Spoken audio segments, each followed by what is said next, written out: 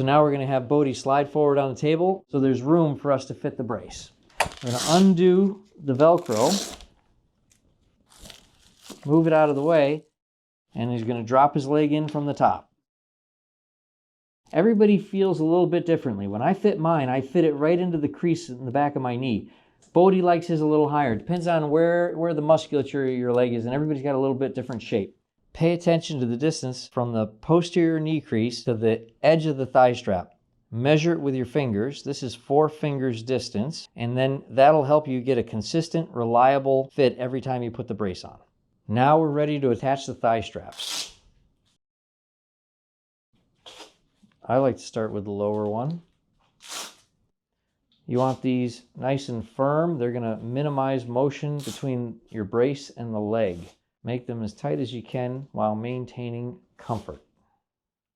Now it's time to fit the shin pads. Bodhi's going to tighten that up. If you're wearing a boot, you may prefer to get rid of this pad, and it's easy to do. You just take that off and then strap it back on like you did with the pad included. And that's sometimes better if there's a lot of material there or you've got a big boot. And then we do the same thing with the bottom strap. There are 2 straps on the back. You can adjust those to comfort level. They're going to keep the brace with your leg while you swing it forward. You may want to adjust those if you're wearing a boot. The other thing you want to pay attention to at this point in the game is keep your ankle at 90 degrees.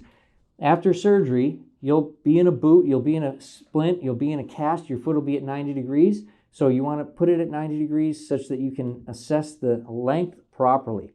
If you're having Achilles surgery or surgery on the muscles or tendons to the back of the ankle, you may be in a plantar flex position and you need to account for that. So fit the freedom leg with your foot pointed down.